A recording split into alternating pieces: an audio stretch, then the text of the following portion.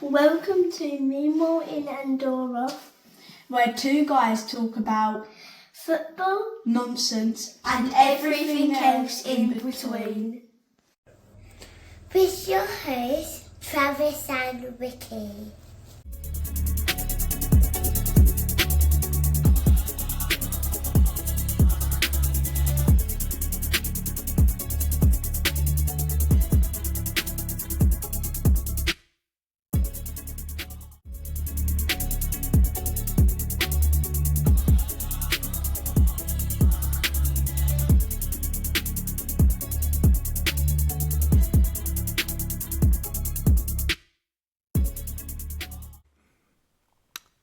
Hey guys, I'm here.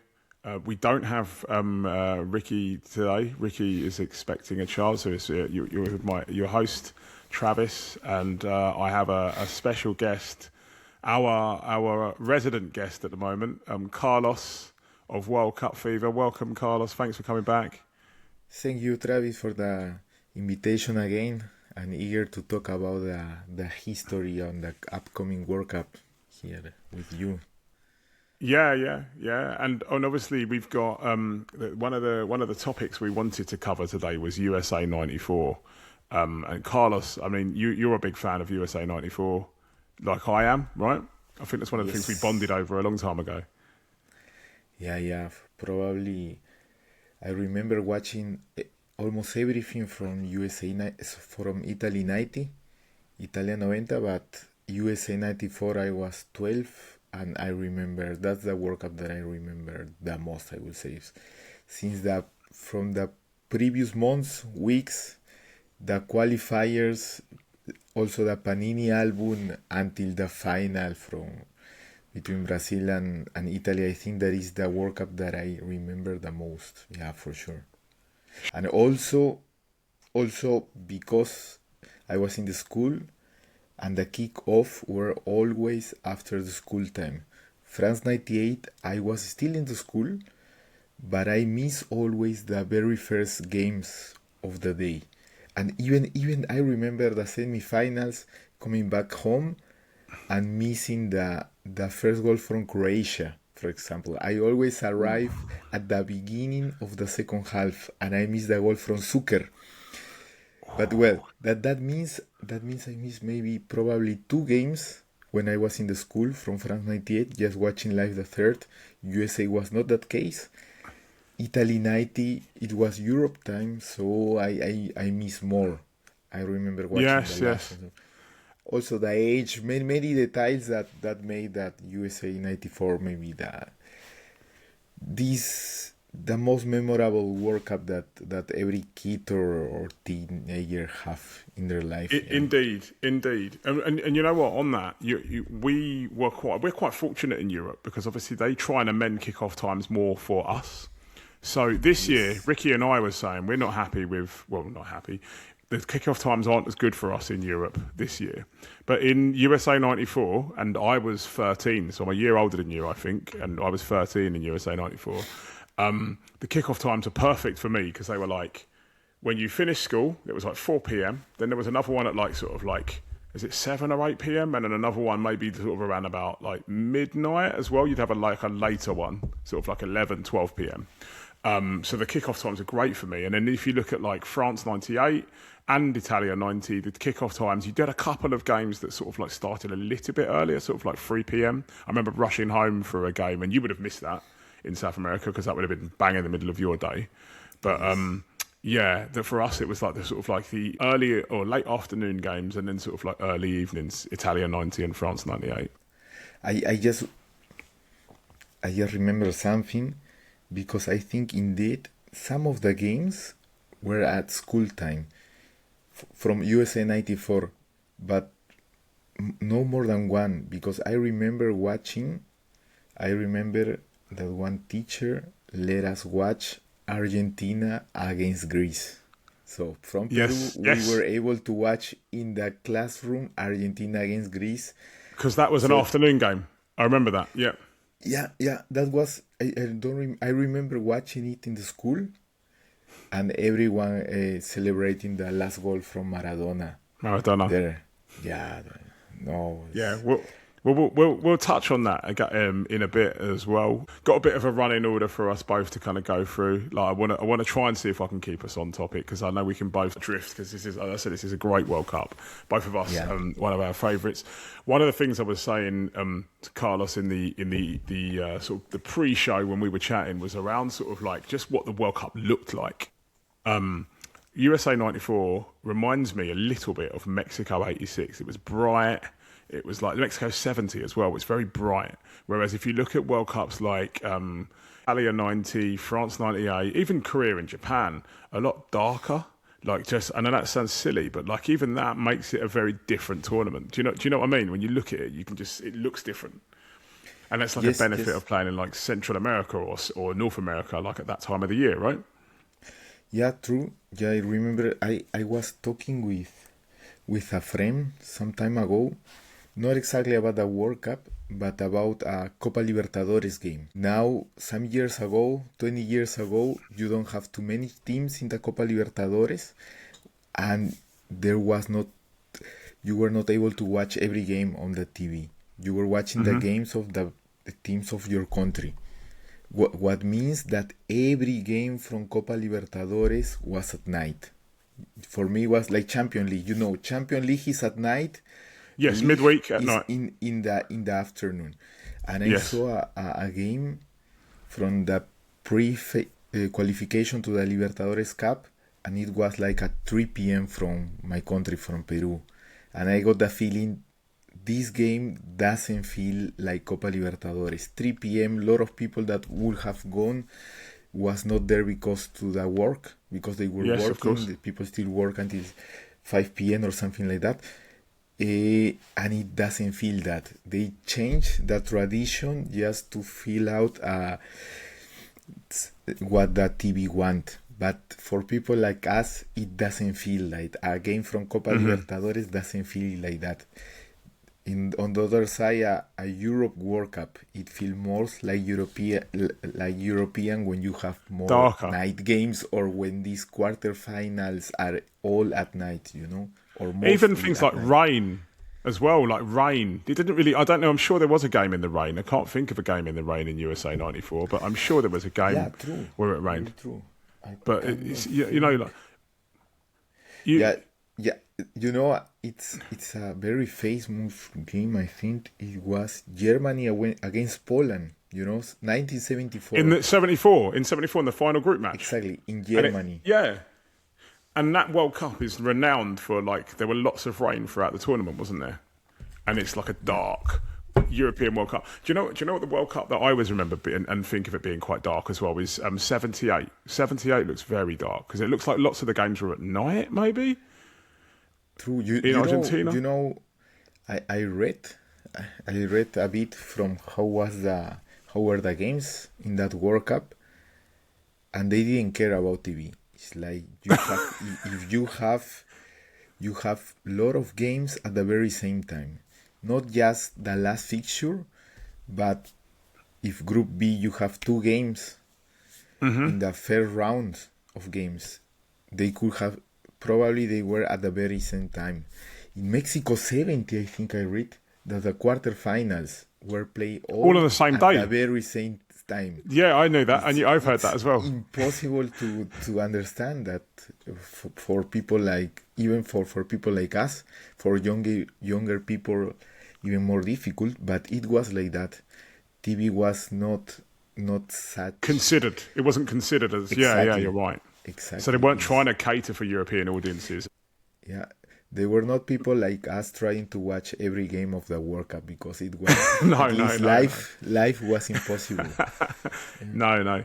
And I think one of the things with America as well is there's no roofs. I know it sounds silly. The stadiums don't have roofs. Like, you've got the Rose Bowl, massive stadium, no roof. I think the Cotton Bowl was another one as well. Like, it was all these big sort of like college stadiums with no roofs on them. Whereas now, this year, it's going to be very different. Like, if the final... is it the MetLife? I can't remember what the stadium for. Is it the MetLife Stadium as the final? And it's like it looks like a European stadium. It looks like, you know, the typical roof on it. Could be anywhere. You could literally be in London for all the year, you know, for what it looked like, because it's kind of got that whole like vibe about it, where like, you know, it looks like basically a standard European stadium, like a modern one. Yeah, I see the final will be in New York in East Rutherford, but Yeah, it that's the one. If Rutherford, yeah. doesn't seem that it have a big. Yeah, it's not totally open, but I think it doesn't feel like a closed stadium. Yeah, maybe not closed, but it doesn't feel like when you watch the final from '94, it's so open, isn't it? Like you look at that, the penalty shootout and Pele in the stands, and that it just looks very different, and it's very unique to the USA '94. I don't think I can think of it. Even when I say Mexico '86 and '70 were bright, I'm not sure they've got that similar. They've got a similar type of look about them, but even then, like it's so distinct in the way it looked. I think personally. Yes, and another point from USA '94 is that there were really a lot of games that were played in the Rose Bowl Stadium, that World Cup have also the feeling of Rose Bowl. There were another stadium, as you mentioned, like Cotton Bowl and also the Pontiac Silverdome. Silverdome, indoors. It was first indoor USA stadium against Switzerland. USA against Switzerland. Exactly. I don't remember the other games in that stadium, but for sure I remember Brazil, that Sweden. I think Brazil, Sweden in the groups. True. In the groups. With that goal from Kenneth Anderson, right? Yeah, that's right. Trying to think of another one. I am checking here because I saw it last time. Yeah, there were a few. Final, semi-final. Yeah, I think the semi-final. So Italy played at a Giant Stadium in the semi-final against Bulgaria. Was that Giant Stadium? Exactly. And then the Brazil one was Rose Bowl, maybe Brazil, Sweden. Yes, I said something wrong, but because I really thought Romania against Sweden was in the Rose Bowl, but it was not. Was it not? In the Rose Bowl. It looks like a very similar stadium. It's a similar stadium, wasn't it? Exactly. Yeah. Brazil USA, I was sure it was played in Rose Bowl, and I am looking now. Where is that? Also in the Stanford Stadium. Right. The one that is very similar to the Rose Bowl. They're all very open, no roof, very bright. Like I can literally pick, like even if you look, I can think of like Cameroon, Russia. Very similar vibe, very bright. Again, Selenko got the 5 goals. Like it all looks very similar in that sense. And then the reason why I can remember Italy played lots of games in New York, didn't they? And I can remember them playing at Giant Stadium because I think they lost to the Republic of Ireland at the Giant Stadium. Yeah, and obviously the semi-final. I will check it now. Yeah. Yeah, it was in the Giants Stadium against Ireland. Yeah. True. And did they play Norway there? Yes, of course. And that probably leads us on nicely to our next topic. And obviously there are lots of parallels between, obviously you had a World Cup in 94 in the USA. This year it's predominantly in the USA. Obviously you've got Mexico and Canada are co-hosts. But one of the big things in there is that we've seen the resurgence again of Norway. And, back in 1994, Norway qualified for the first World Cup since 38, I think it was, in 94. And I know they went to 98 as well after that, but there was a bit of a golden generation. And that, over here, being English, was at the expense of England. And I just wonder, what do you remember anything about that qualifying? Because it's quite a famous qualifying campaign over here. You guys probably didn't see it as much in South America. Good that you asked that.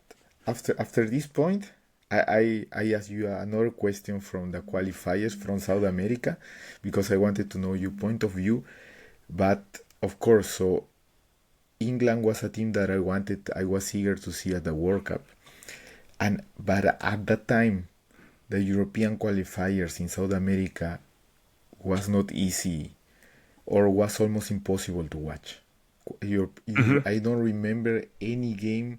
Yeah, I'm lying. I remember watching Spain against Denmark to qualify for USA '94. But I just read about what happened in that group that was topped by Norway. Second was Netherlands, then England. Exactly, and I think if I'm not wrong, Norway qualified first, and England played his last chances against Netherlands in a game they lost with 2-0 In Rotterdam. with this free kick from Ronald Koeman. From right? Koeman. Not just that, but David Platt is through on goal, and Koeman takes him out and should get a red card, and he doesn't. He gets a yellow for it. This is a really famous game in the UK. In England, this is like, we still remember it now. And so he's through on goal. Koeman takes him out, should get sent off, doesn't get sent off. 2 minutes later, the Netherlands get a free kick at the other side.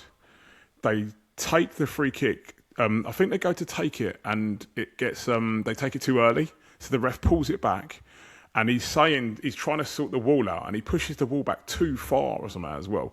And while he's doing it, the commentator's saying he's going to flick one, and he's going to take it early, and he takes it quickly and flicks it and scores.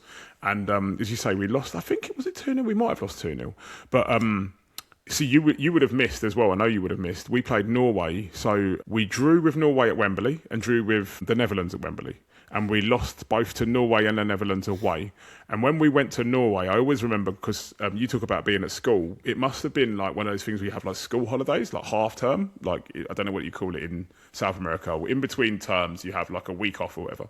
And we were on half term, and we played Norway in Oslo, and it was like a 3 p.m. kickoff or something. It was like in the middle of the afternoon. It was really weird because obviously in Europe, our qualifiers are more evening, sort of like it would be like 7, 8 o'clock.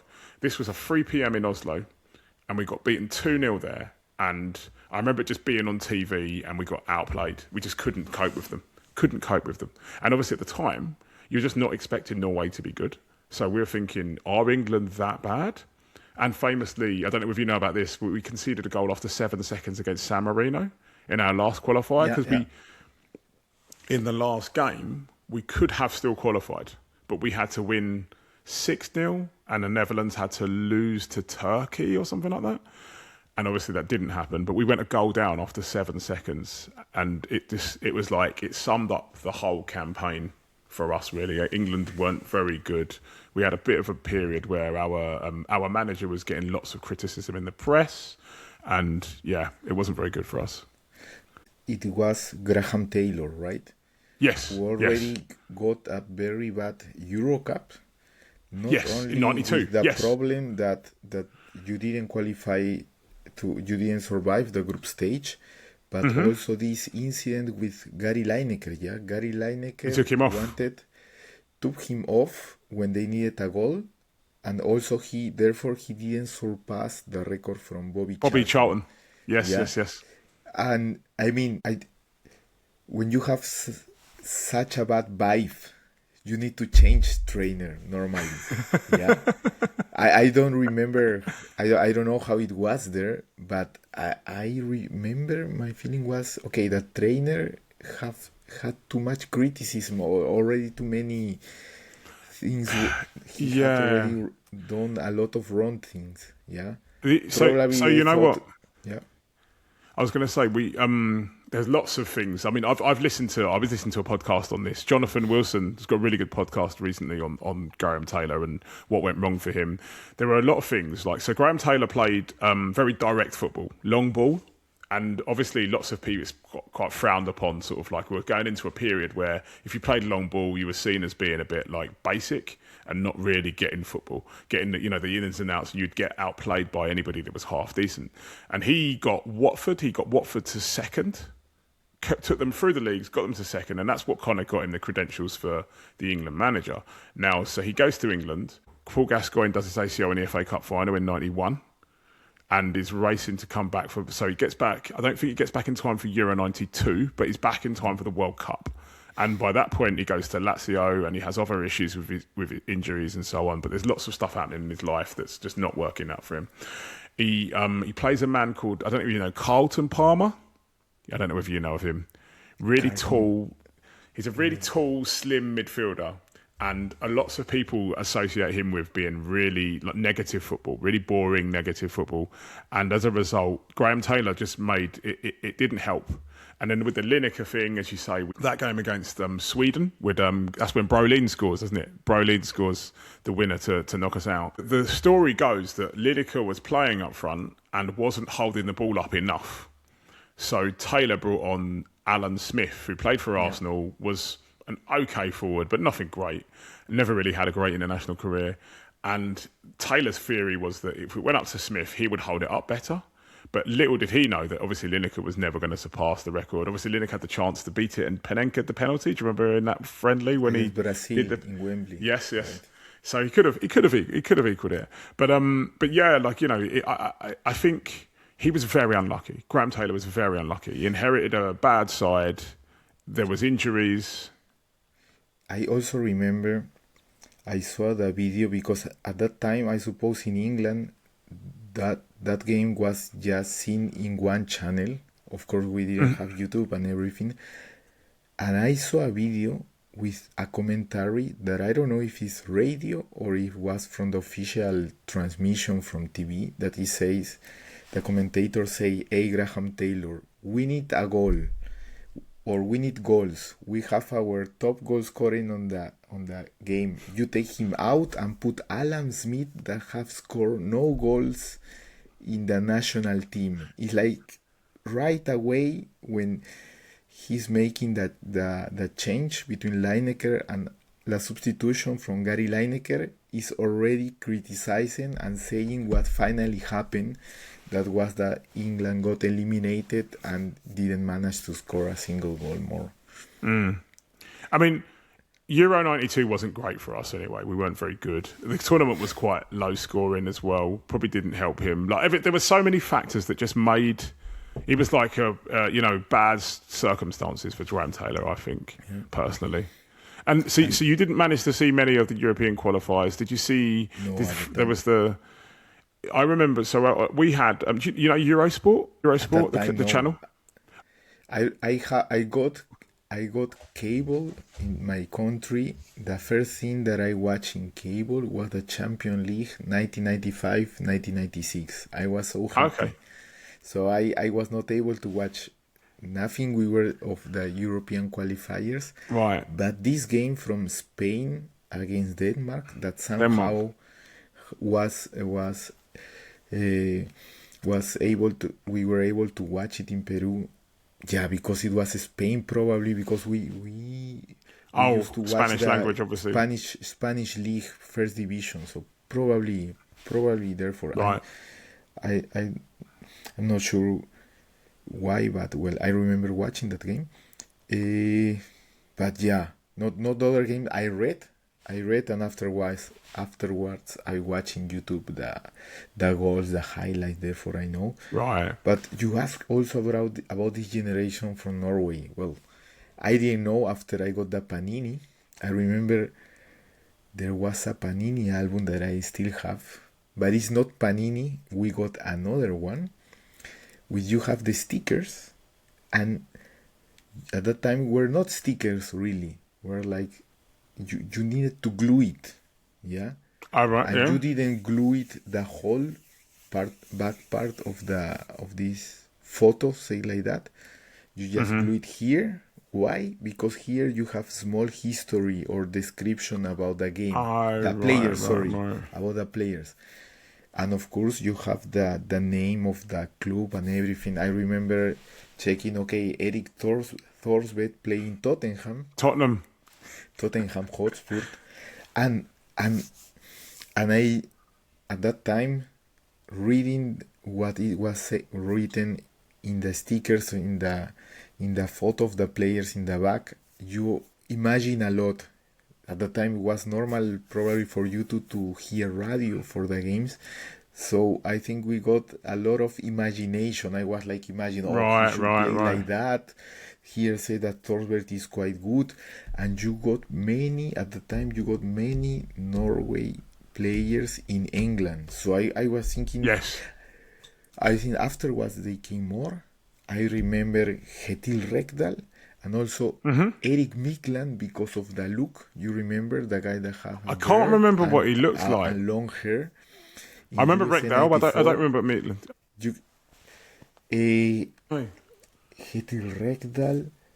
And at the Rekdal time, scores a brilliant equaliser at Wembley against England. He was one of the best players of that generation. He scored against Mexico in the opening game for Norway. Because did they lose? They beat Mexico. They beat Mexico 2-1? Exactly. Or 1-0? 1-0. 1-0, yes. You also have, I don't remember it, at that time he was also already famous, but I remember him more from Rosenborg. Mini Jakobsen, you remember? Yes. They're all big. These are all names that, you look at them names and they're all big people at the time, How is this game? Because it has this Jan H. Fjorford. He was he played for Chelsea. League, right? Not Chelsea, Swindon. He played for Swindon. Jan Agerfjordhoff, was playing in England already. Yes. And I don't remember if this Stig Bjornby and Øyvind Leonhardsen, they play at Liverpool at some point.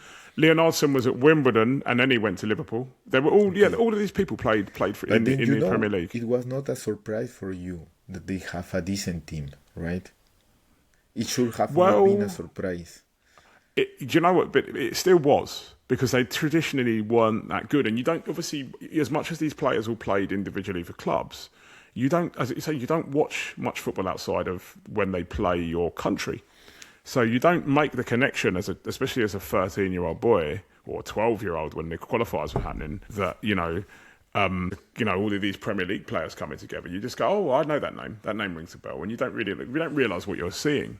But like you say, there were, now looking back on it, you think, gosh, of course they were a good side. But like at the time, we were absolutely shocked. And also I'd only ever seen one World Cup before 1994. So in my head, England always qualified for the World Cup.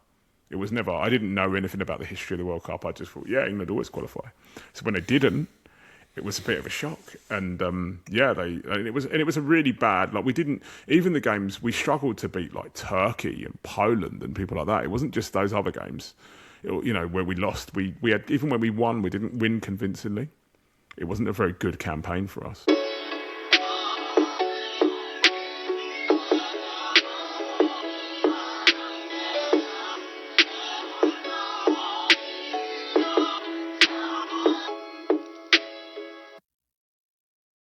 In the interest of moving us on, you talked a little bit about me seeing qualifiers in South America. And what I was going to say is, we had Eurosport over here. And what Eurosport would do is every international break, they would show like these highlights programs where they showed you the qualifiers. They would show a live qualifier from Europe, but they would show you the qualifiers from South America. So I remember Romario scoring twice against Uruguay in the qualifiers, because Brazil needed to beat Uruguay, and they lost to Bolivia. I remember that whole game. I remember that watching with my father, right? Yeah, so we got a bit of that. And that kind of leads us on to like the next points in my running order was probably Colombia. And I've got my Colombia shirt on today. And there's been lots that's been said about Colombia at that tournament, Colombia being pre-tournament favourites, why it didn't amount to what it did, what it should have done. I listened to another Jonathan Wilkerson podcast recently about Colombia and the whole the Escobar thing, and not just the Escobar thing, but from the perspective of why it so spectacularly went wrong, like what was going on in the background, death threats of the players and all this other stuff, and it talks a bit about the 5-1. Everyone talks about the 5-1. I can remember 5-0, 5-0. Sorry. Was it 5-0? Was it 5-0? I can't remember. But the 5 goals against Argentina. And I can remember watching that, right? And like as in the highlights of it. And I remember filling out a wall chart before the World Cup as a 13-year-old boy and thinking Colombia are going to win it. It will be a Colombia-Germany final or something like that, because I just heard Colombia are good. Pele said they're going to win it. They're going to be the best team. So at the time in South America, what was it like? Did you believe that Colombia were as good as they were? Like, I can imagine you probably couldn't see what's going to happen. I mean, they sell the Colombian team like one of the favorites. I remember I was rooting also for Colombia, but I don't know if you are aware So after the 5-0, because this was a great Colombian generation, yeah, that started like in the right after the World Cup from Mexico '86. Then they have a good Copa America. Then they were all this time always good in Copa America, plus qualified to Italia 90. And for USA 94 they have Asprilla, Faustino Asprilla, that in a good day was say international class. How you say world class? Yeah, World class, yes. World class in a good day for sure. Asprilla was world class. And then so this Argentinian team after Italy 90, they have a very good time, a very good reconstruction with the trainer Basile. They won. Well, they won the Copa America, didn't they? 93. 91, playing spectacular football. I Or would 91, say, sorry, yeah. with Batistuta and Canilla. I remember that Copa America because I discovered Batistuta there. But they also had Redondo, Franco. There was a very good team. But the peak was this Copa America 91, and they managed still to win the Copa America 93, but they were not as spectacular or dominant as they were in 91. Thing is that qualifiers, you have a group of 4 countries: Peru, Paraguay, Colombia, and Argentina. And Colombia was strong. Right. Only the very first qualified direct to the World Cup, and the second went to the playoff. And they lost. They lost against Colombia in Colombia. What was not that terrible from the point of view that Colombia was a very good team. It could have happened. Thing was that then you go to the very last game with the pressure to beat Colombia and to qualify direct, but not only to qualify direct. So also that if you lose, you could get out from you could also miss the playoff. The playoffs, yeah. yes. Exactly. Yes. They only just got in, didn't they? They only just got the playoffs on goal. Is it goal difference? Thanks to us. I remember. Yeah, because you beat Paraguay. Or you. Yeah. No. I tell you the history. That day, I watched Peru against Paraguay, and that the commentator was saying Colombia winning 1-0, Colombia winning 2-0. And that game, Peru lost. There were 6 games. We lost the previous 5 games. That was, until that moment, the worst national team that we have since decades, because we were part of the World Cup in the 70s, in the 80s. We almost qualified, but well, Peru start winning 1-0. Paraguay gets the 1-1, and it was already Colombia winning 3-0, something like that. Somehow we managed to score the 2-1 against Paraguay. Paraguay then gets the 2-2 with Colombia already beating Argentina 4-5-0. And the last minutes, of course, I was rooting for Peru, but also I didn't want that Argentina miss the World Cup, Yes, of course. I was also fan from Argentina, so it was like, although we were already eliminated, I was suffering that Paraguay don't score us a goal more in order that Argentina qualifies to the tournament. I remember Chilaver coming up in the last minutes to try to help the team to score a goal against us. Really? And we managed to get the point, and Paraguay didn't qualify that day for the playoffs. Been terrible. We would have not seen this history from Maradona in the World Cup. What we got was even better, because you got the comeback from Maradona afterwards. I was going to say to you, we actually got to see that. So they showed the Australia playoff on TV live in Europe. I remember waking up, 6 a.m., 5 a.m., that for my age was like very hard, just to watch the first game against Australia. And you know how it finished, yeah? 1-1, and they drew. So they drew in Australia, then they beat them 1-0 in Argentina, right? Or was it the other way around? Exactly. The Argentina opened the score, and it's 50%, at least 50, I would say 70-80% goal from Maradona, because he recovered the ball, he made the center to Balbo. Balbo scored, but it's like Maradona even managed to recover the ball from the opponent and then go some meters to make the cross, and Balbo scores the goal. So it's like he was really not only mentally in the psychological part of the team, but he really makes it his contribution to Yeah. the game. Yeah. And then there was this big afterward- thing about him coming back, though, wasn't there? Because obviously this was his first game back, because he hadn't played any of the qualifiers, had he? And before playing, I remember all people saying Maradona, come back, because we were able to get everything in the Peruvian TV, what's happening in Argentina. You were already as a fan expecting, okay, what Maradona will come back or not. But I think it was relative fast clear that he will come back for that game. Yeah. So it was at the end for the fan like us was great. Probably for an Argentinian fan that needed to suffer really, not, but for us what was great, because we managed. I was expecting this playoff. We managed to watch the playoff, Argentina qualifying, celebrating the qualification, and after that he was another team. Yeah.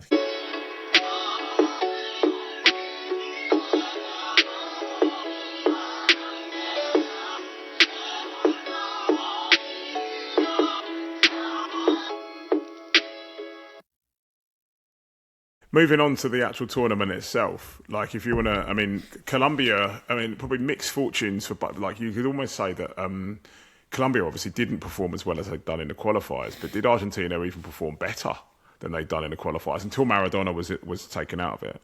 So like Colombia go, the first game they lose 3-1 to Romania when Hadji scores the goal. And then obviously the second one is the USA game, they lose 2-1. The own goal from Escobar. Then they beat Switzerland. Didn't they beat Switzerland in their last game? Yes. But they're already out, right? Yes. And did you watch? I mean, which of those did you see? All of those games? Do you remember watching those games? Yeah, for sure. It's one of the. I still remember me that day watching the game is Colombia against Romania. I remember still me at home watching this, and there was a.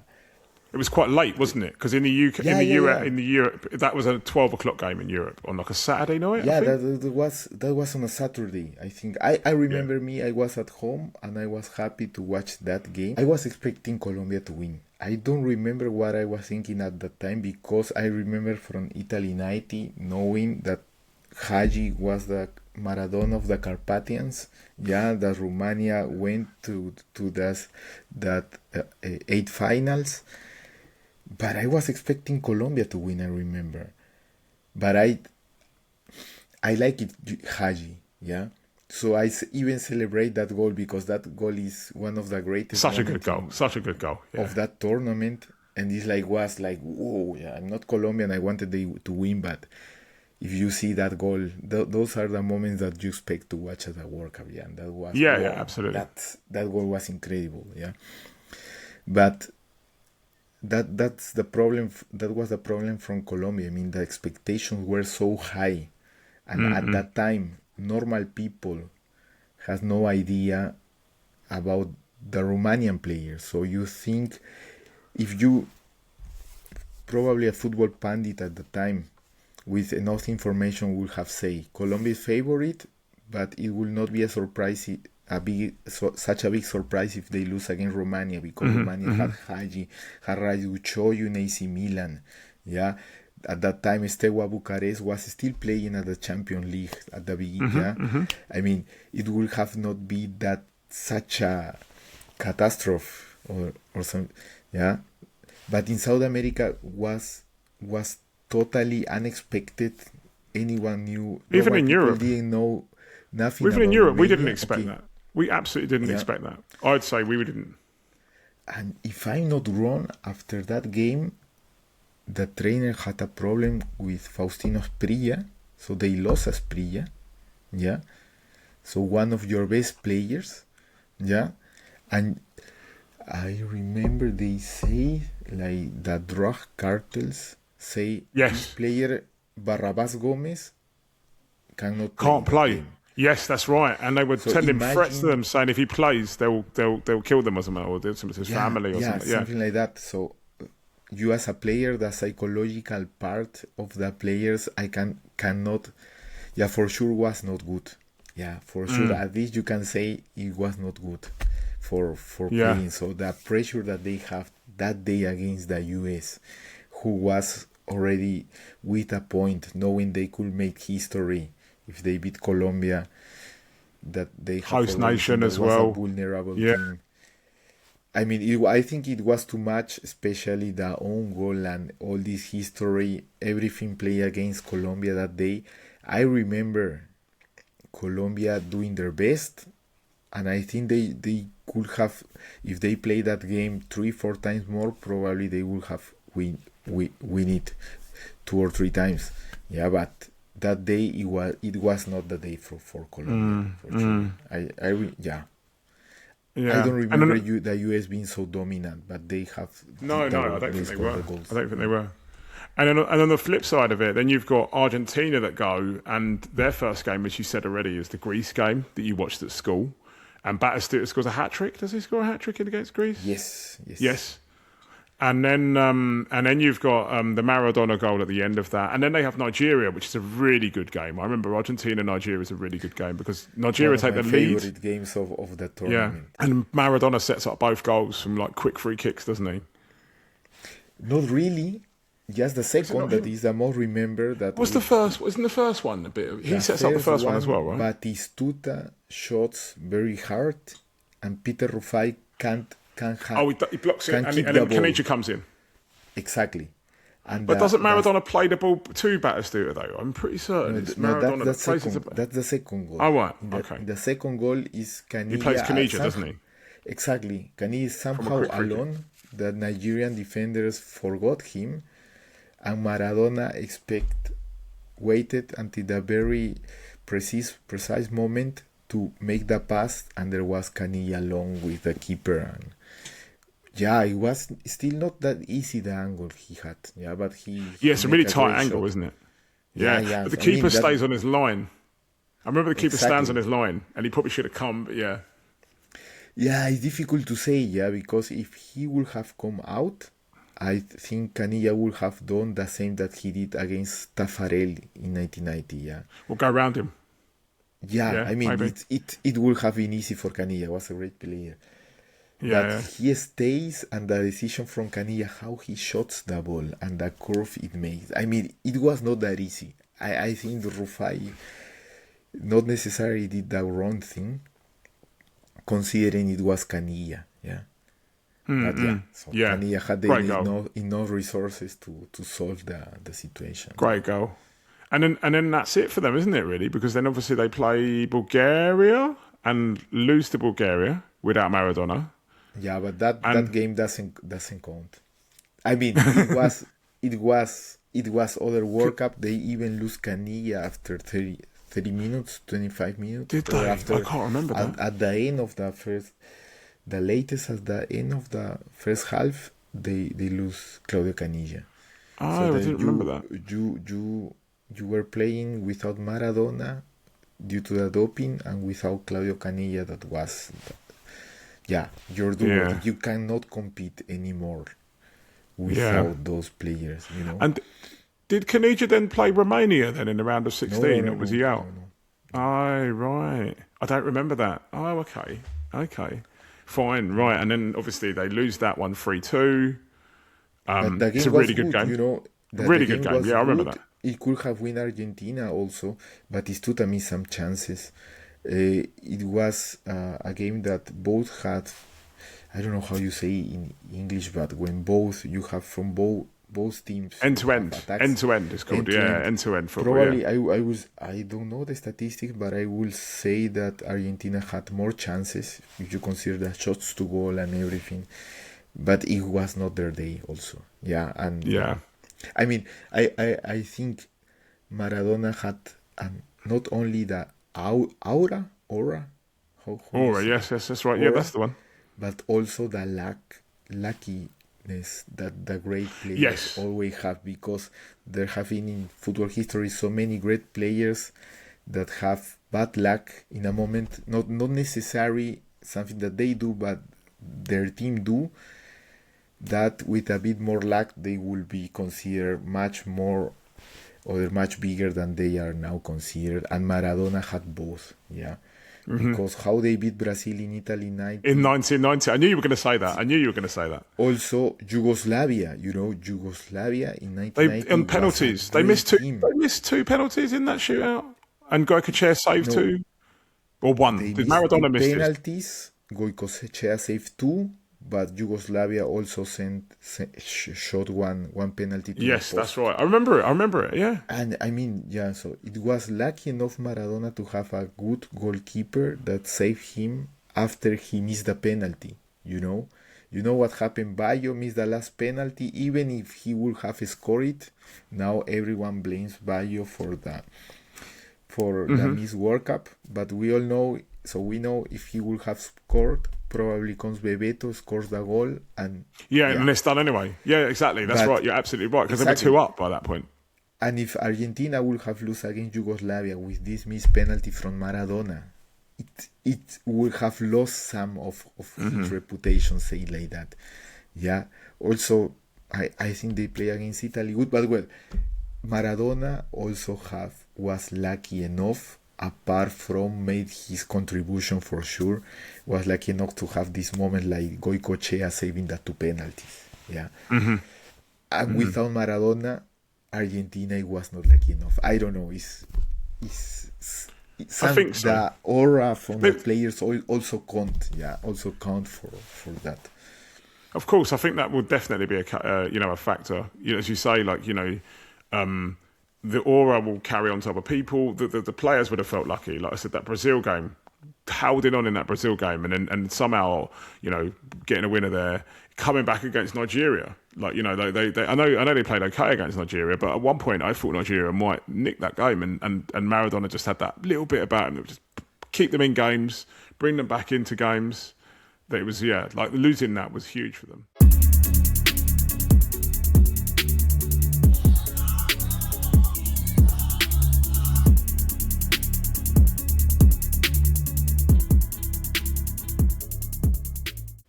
Next on our our whistle-stop tour of 1994 was the stuff around the Romanians and Nigeria and Bulgaria. It was definitely a tournament that had its shocks. I think we spoke previously about quarterfinals and World Cups having good quarterfinals, and that's what makes a good World Cup, right? When you have good quarterfinals. And if you think, with the exception of Nigeria that had a great tournament, Romania and Bulgaria both contributed to the tournament having great quarterfinals, right?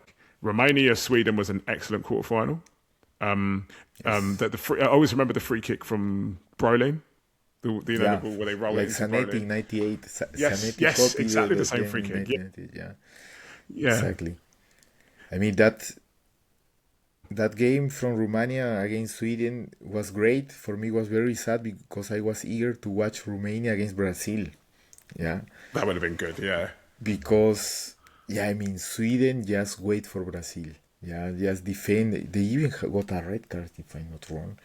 But I think Romania had more, could have done more attack them a bit more. Could have attacked more against Brazil. But yeah, so also Brazil against Netherlands was amazing, 3-2. Yes, game. The quarterfinal. Oh my God, what a quarterfinal! I actually missed that one. So you talk about where you were. I was at a birthday party. Went to a birthday party and I missed that quarterfinal because I was at the party. That game was fantastic. It was a Saturday afternoon, wasn't it? Saturday afternoon. Yes. Well, Saturday morning or mid-morning for you, maybe. Yeah, for us was afternoon. Yeah. Yeah, really good game. And then obviously Bulgaria, Germany.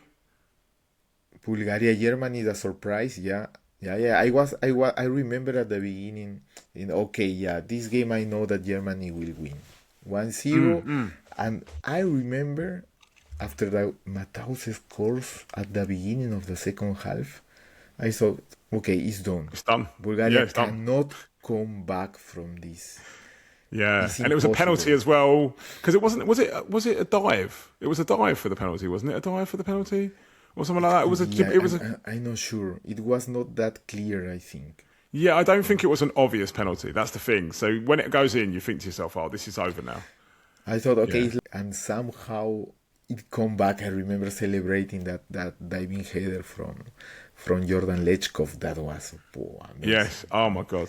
And the free kick as well. The Stoichkov free kick. From Stoikov, the 1-1. Oh. Yeah, yeah, yeah. Oh, that was a brilliant game. And then obviously Italy, Spain, and you missed. We were talking about my top. I've actually got the Spain top as well, the away kit from that That game, was great Italy too. Spain. It was a great game. Was it Tossotti gets sent off Tassotti for broke elbowing the Luis nose Enrique? from Luis Enrique. Yeah, Yeah, yeah, yeah, yeah.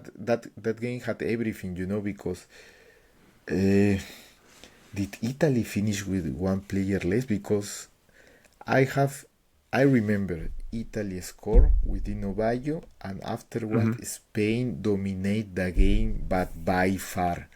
Of course, like always, Italy like keep the zero like until the middle of the second half. After that, I remember Spain deserving to win the game, attacking more, and they have this chance from Julio Salinas against Pagliuca that no one can explain how he missed it. Do you remember that chance or not? I don't remember that. I do not. I'm going to have to go back It's and very have a look at famous that. in Spain. I remember that. He was he had a defender behind him, but mainly he was alone against Pagliuca, and he shot it very bad. So Pagliuca comes out and he's like he doesn't know what to do and shot somehow the ball, and Pagliuca saved it with the foot. Yeah, Oh, no way. No way. and Gonna have to have a look on YouTube for that one. Yeah. yeah, because then Spain was attacking, and therefore the goal from Baggio is from a counter attack. Yeah, Counter from that. attack in Is the it from minute that same 92. move? No. It's not, Oh, because right. that move was a counter attack from Spain, if I am not wrong. Yeah. But if you say to a trainer now, you lose the game with a counter attack after I am that was a corner kick. But if you cannot lose a game from a counter attack when you are tying the game in a quarterfinals of the World Cup in the minute 88 or 89, I'm not sure. Yeah, but for us as fans was amazing. Yeah, you remember that goal from Italy? I think Signori. Yeah, I remember the that goal. was- Yeah, I can remember that one. I remember that still waiting that ball from Bayo crosses the line, because I don't know which Abelardo or someone was very Just trying to close get back and and get rid of it. was Yeah. very close to save it. Yeah, and Yeah, that's the I do thing. remember So when I watched that goal, I think Bayo really wanted to put the ball, because it was not easy. He took out Subizarreta, and he was a bit wide, yeah, and you had a defender. I think he really wanted, he mean it what he do. How Yeah, he yeah, yeah, crossed definitely. The ball. Not he was not that he just shot the ball. Okay, there is no one there, it will enter somehow. So he was such a genius that he saw the defender coming back, and he thought, okay, I need to shot in this way that the defender cannot We'll go manage past to it. Yeah, yeah, save. yeah, absolutely. Yeah, I remember. You're absolutely right. It's very deliberate. Yeah. No, it's great. Yeah, And obviously on the subject of Baggio, obviously everyone always talks about the penalty miss. I mean, I was thinking about this earlier. He has a quiet group stage, doesn't he? He kind of comes to life in the knockout rounds, is Baggio, if Exactly. you think about it. Because obviously he gets subbed against Norway when Pagliuca gets sent off, doesn't he? He's the one that Saki takes off. Obviously they lose to Ireland. And it's the Nigeria game is when he comes to life, isn't it? They're losing to Nigeria. He scores the penalty, and then he gets the game with goal in extra time. And then from then on, he The just doesn't look back. penalty was in extra time. Sorry, the scores, he equaliser from the edge of the box. Exactly. And then the And penalty. And that equalizer, the same as I mentioned for the goal as Spain, is not that spectacular. Right in the corner. That goal. It's right in the corner, isn't it? Exactly. He really meant that. It's not just a shot. He really meant that. It's not spectacular, but if you watch it and you consider his body, Just rolls it. It's so in the corner. Yeah. how can you shot so good in the very last minute when it was everything or or you score or you go eliminated, and he managed to make a shot like that. That's what I mentioned. It's not that spectacular at first sight, but if you see what he done in slow motion or something like that, you will realize how good or how great was that goal. Yeah. And then the Bulgaria game, I remember thinking, and you know what I didn't realise until, again, I watched this again recently. I didn't remember that there should have been a penalty in the last minute, shouldn't there, for Bulgaria? Bulgaria should have had a penalty in the last minute. Someone gets taken out. Literally, Italy, Baggio scored twice early. Yes, in the semi-final. I think I remember something. I don't remember the play, but I think I remember this such a thing, because there were some complaints from Bulgaria. Literally, as the referee's about to blow for full time, obviously Baggio scores twice. They go 2-up. Then Stoichkov pulls it back to 2-1. Is it a penalty? And then yes, and then in the last minute, the ball comes into the box and someone gets taken out. Nowadays, VAR would look at that and there'd be a penalty. They wouldn't get away with that at all. It's a terrible tackle. And the ref just blows for full time, like a couple of seconds later. Okay, yeah, I need to watch it, because I definitely, it's bad. It's bad about that.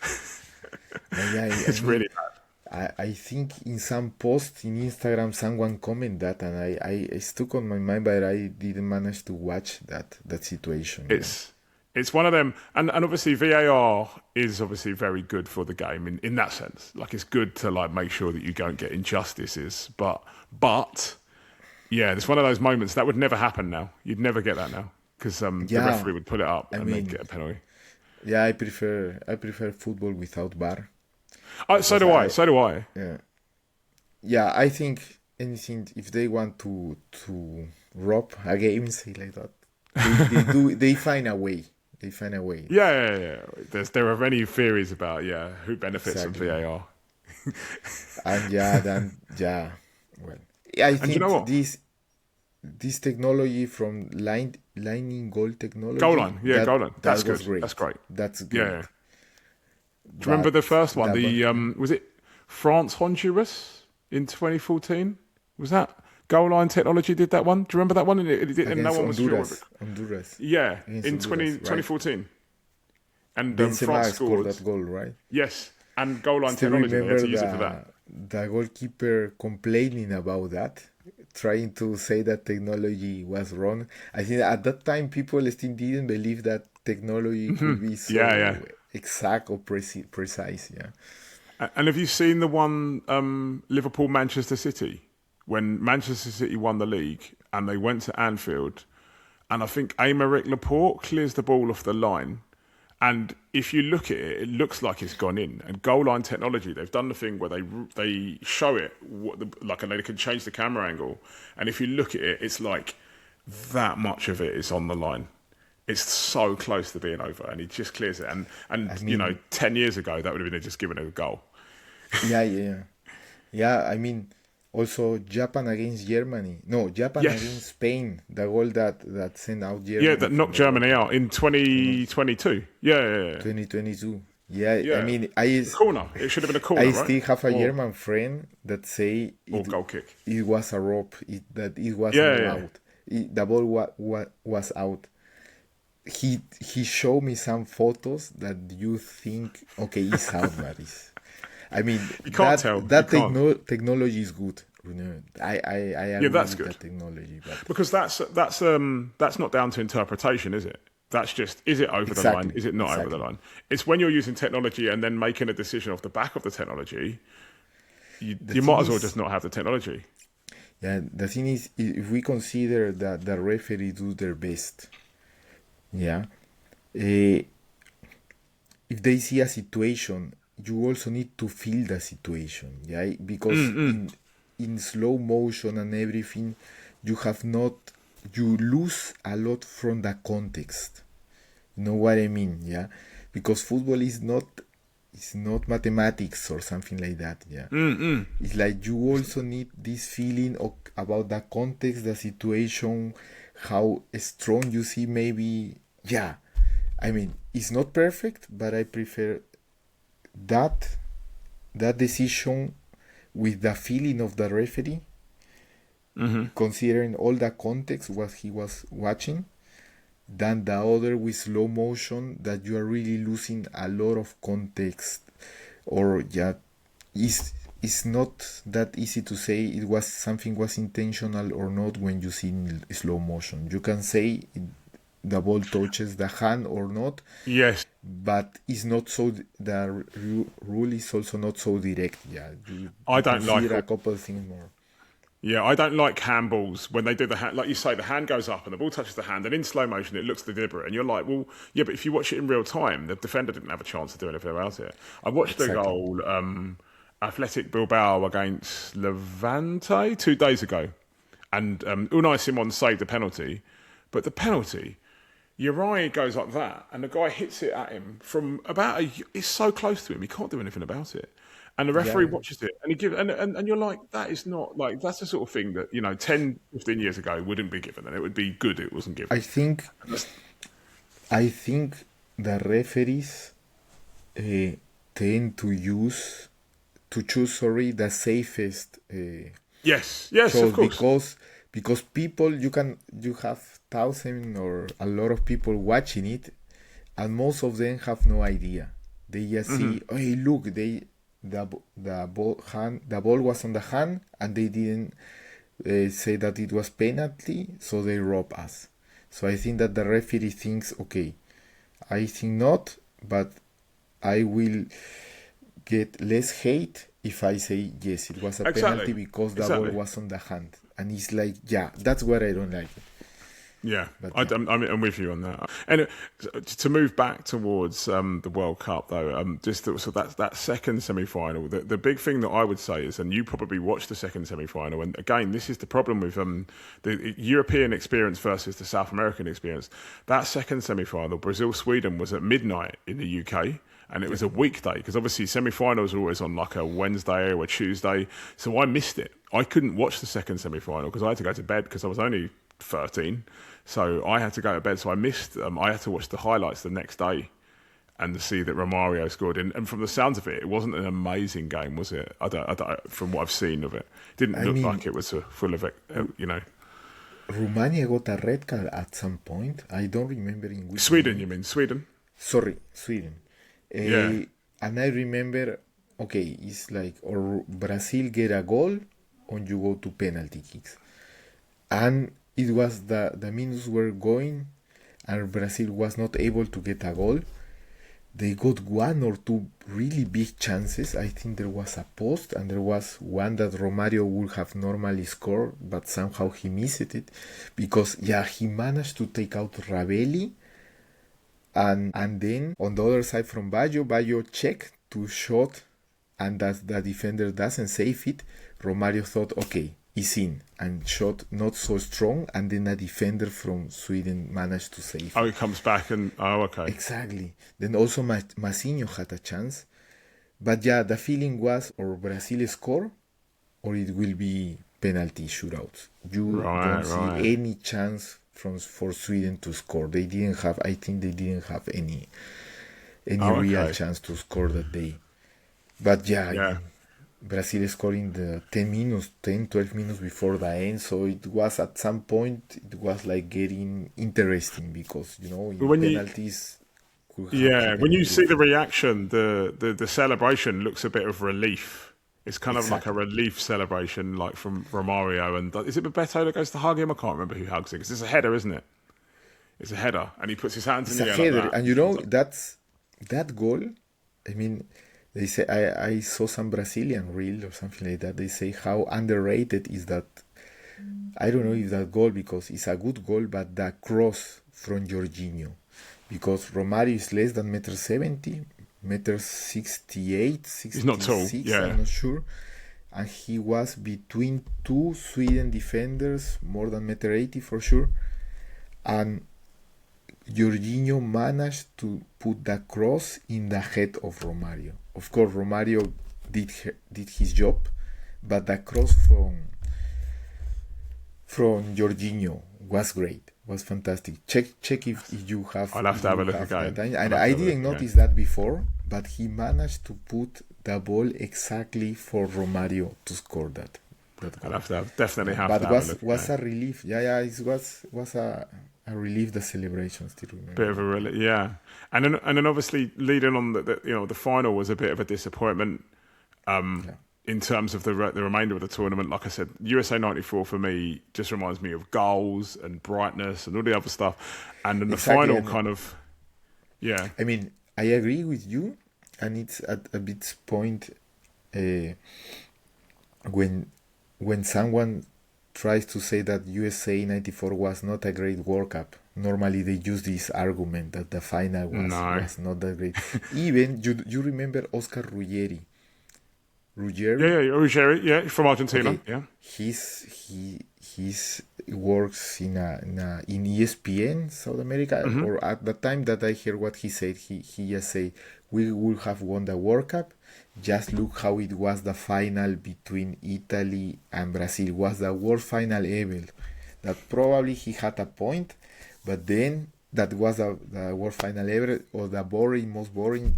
Probably could have had a point, but then you are forgetting all the previous games. Yeah, all the previous games up to it. Every time that someone want to talk bad about USA '94, the argument is look at the final, and that cannot. Can I just say, I think the Italian '90 final is worse.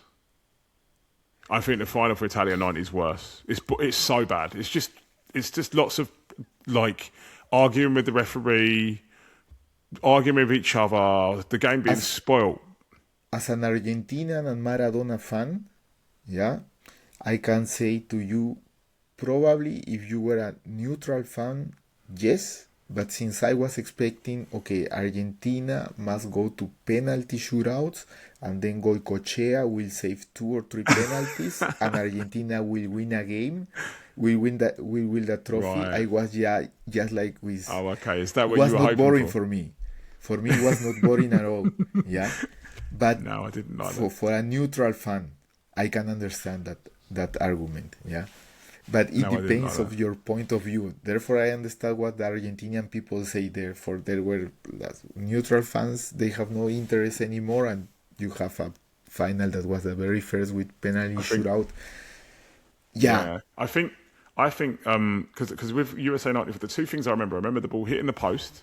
Well, Pagliuca kisses the post when he drops the ball when it hits the post and rolls across the line. And I also remember Viola coming on for Brazil in extra and playing really well. That's the only time I've ever seen him in any football match. I don't even know who he played for, but I remember Viola coming on and playing really well. He was an idol in Corinthians. He played in Corinthians, but he didn't have too much more opportunities at the national team. There is another memorable moment, say it like that Romario misses he has a big chance, a huge chance that I am sure that if Italy would have won the penalty shootout, people will be still saying to Romario until today, how did you miss that chance? And that's the thing from luckiness, that you need to be great, because although everyone forgot that Romario missed that chance, that was, I think that you or me should have scored that goal. Yeah, I don't remember it. I remember his reaction, but I can't remember what happened. Yeah, it was a very easy goal to do. But yeah, I mean, people don't remember it because Brazil won. Because they won in the end. And I always remember Pele in the stands as well. In his obviously as celebrating each penalty as they went in. And interestingly, I said this to Ricky on the last episode. I've been doing this thing where if I'm a bit bored and I've got some time on my hands, I don't know if you've seen, I go on ChatGPT and ask it to ask me some questions about something in the World Cup, just if I've got nothing to do. And it asked me the other day. It said to me, "Who scored the winning penalty in the 1994 World Cup?" And I said Dunga. And it said, "No, you're wrong." And I said, "Well, it was Dunga. Dunga got the last one that scored. He was the last one to score. And then Baggio missed his. And I can't remember who it said. But it said that it basically argued that the first penalty to be scored was the winning one. But I said that couldn't be the winning one because it wasn't the one that, it was the one that put Brazil ahead, yes. But it wasn't the one that that won the thing. Because I can't really remember. I remember Massaro misses and Baresi misses as well. Yes, yes. But I don't, and obviously Baggio. I don't remember who missed Brazil's penalty. Marcio Santos, if I am not wrong. There you go. There's little bits of detail. See, you beat me on that one. But and obviously, shame for such a good tournament to end on a penalty shootout. But it was, I'd argue that it was still, that doesn't take away from the fact that it was a great World Cup. I mean, I asked me how it would be the legacy from Bayo if they would have not be this penalty shootout. Yeah, who knows? Because I mean, not only if Italy would have won, but if Italy would have lost without Bayo missing that penalty. Yeah, because you know what happened after that to Bayo. Yeah, after that, so he was unlucky with trainers. I don't know why. But so Euro 96, he doesn't play, does he? Euro 96, does he play? Yeah. So 1 year after, once he stays in Juventus until 1995. Why? Because Lippi said the only player that we cannot sell is Del Piero. Baggio went to Milan. For the Euro 96, there was an attempt to send out Arrigo Sacchi from the trainer, but they say it was led from Baggio. I think Baggio talked with the Italian Federation to take him out. It was not successful. Then Arrigo Sacchi said, "Okay, Baggio doesn't play with me anymore." That was Euro 96. He was not particularly great in AC Milan and went to Bologna. But therefore, it took a while until Cesare Maldini called him back from the qualifiers. For 98. But at the time, Baggio was around 30, I think. And he's older than, very great season with Bologna. So he didn't have any argument not to call Baggio back. Yeah. But at least he didn't want to play him together with Del Piero.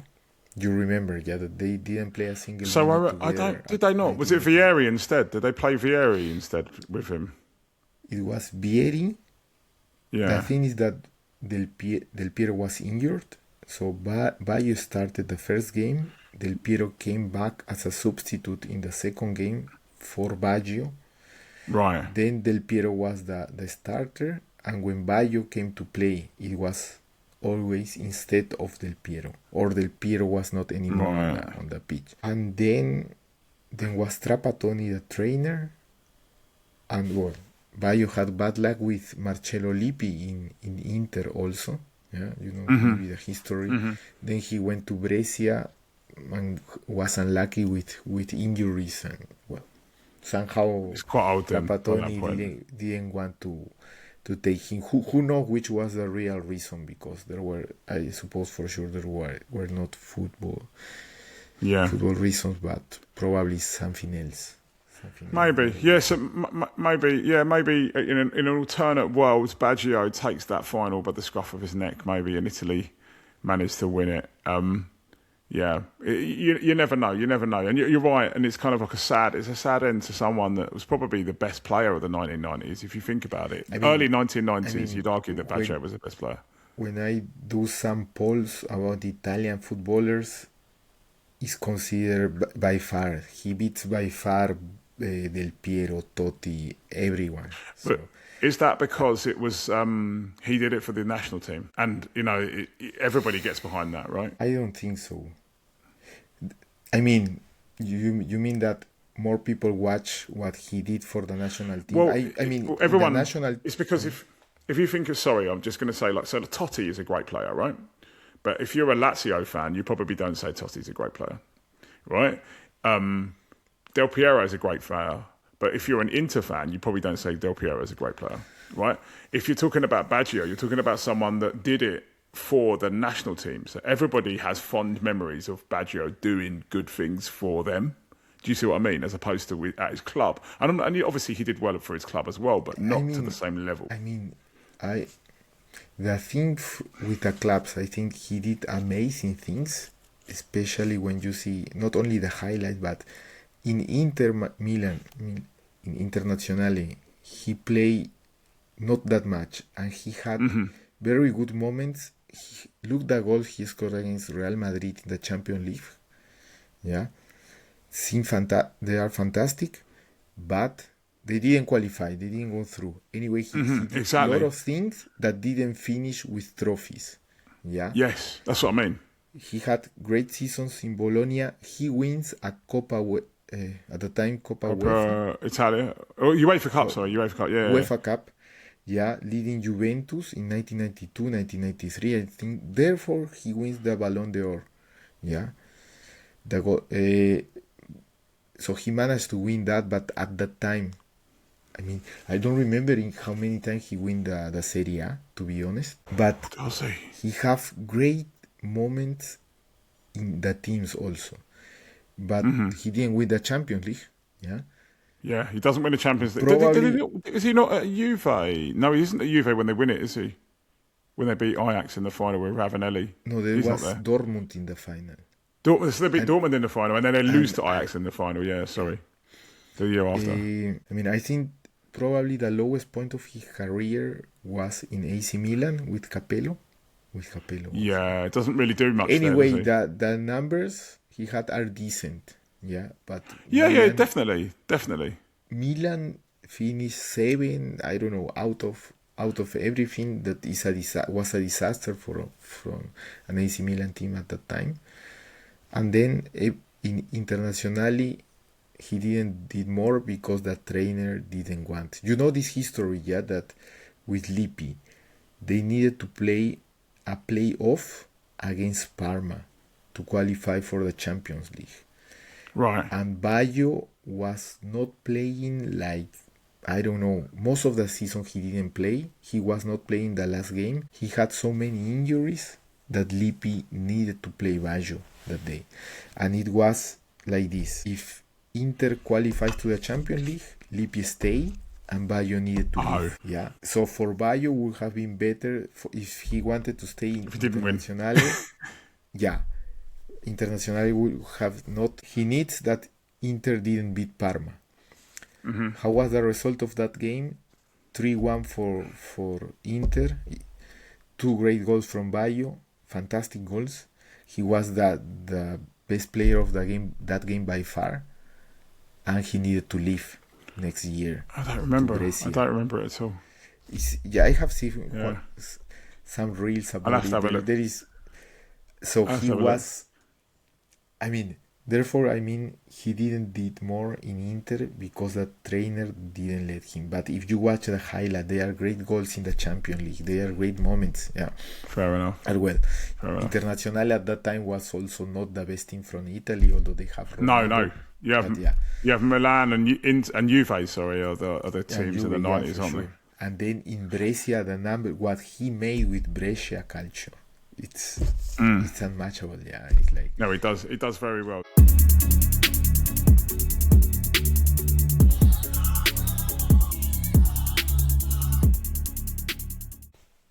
Apologies for cutting you off there. I think we've got lots and lots through the pod. I think there's probably one thing that remains for us to kind of cover and do, and that's probably our challenges. Last time you were on, and when the next time Ricky is on as well, we do like a proper quiz where it's me against you.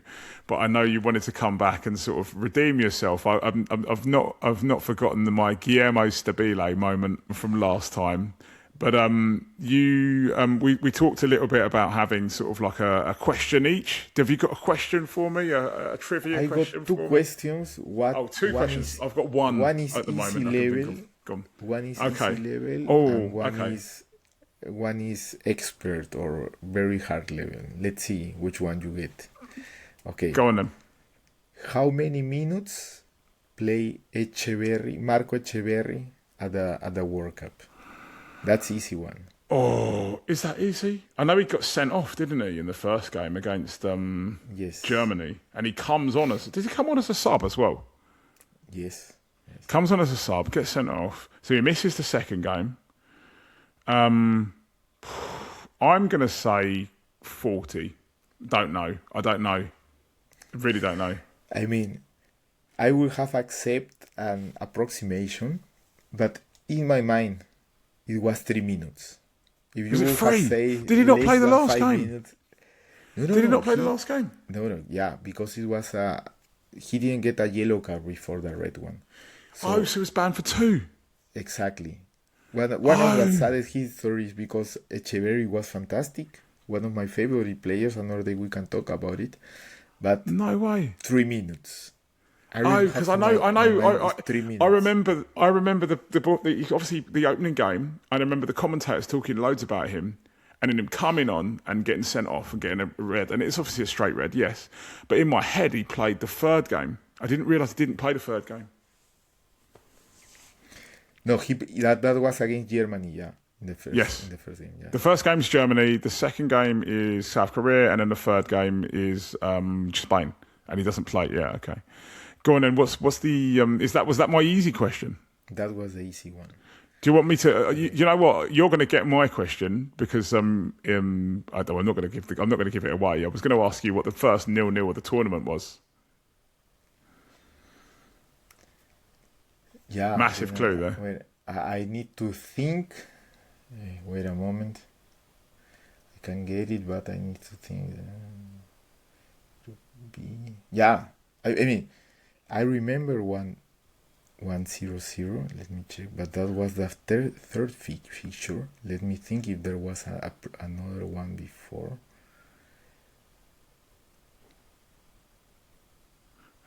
You're going to prove me wrong now if you're saying it's the third one. I mean, Group D, Ireland was Group E because Ireland tied 0-0 with Norway. But in the group from Bolivia, that it was Group C, was Bolivia against South Korea. That was the second fixture. Yeah, it was Bolivia against South Korea. It was Bolivia, South Korea. And I thought you'd get it because of the Echeverry story. But very, very good deductions. Because as you say, Northern Ireland against Norway was their last game, wasn't it? It was the one. And that's why Norway don't qualify, isn't it? Because of goals scored. Exactly. Go on. I haven't got another. One goal, yeah. Yeah. I haven't got another question for you, but I'm intrigued as to what was my other question. The one that you said. You know for sure which record makes Salenko that in that tournament, yeah? Yes, of course. 5 goals in a game against Cameroon. But he has another record considering all the World Cups, yeah, that he's the only player to have done that. There is no other player, take out the 5 goals, but he's the only player to have been something. Is he the only player? History. Is he the only player to have been the top scorer that hasn't gotten out of the group stage?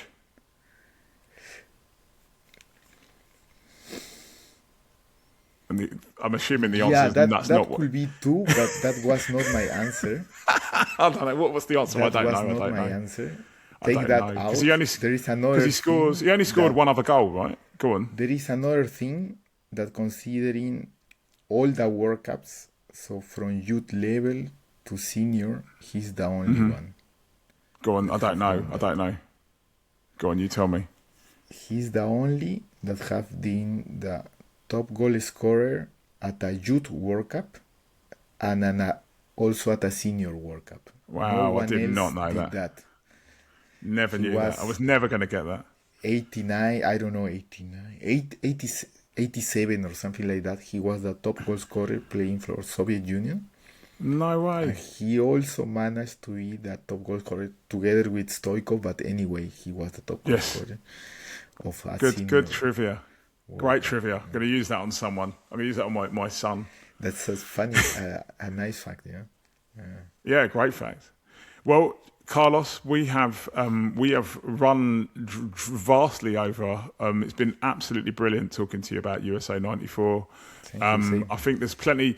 I definitely want to get you back on again very soon. I want to talk to you, and we haven't even touched on it, but I want to talk to you, obviously, through the lens of this World Cup about Ecuador and Brazil and some of the guys in South America. I don't know. I know obviously you live in Europe now, but I just want your opinions. I think we should definitely do another episode where we talk a little bit about sort of like South America, who you think might do well this year in South America, who might not do so well. I've got my own theories about that, but it has been absolutely brilliant to get you on. And can you for the listeners out there, you want to plug your Instagram channel and the stuff you do in that space?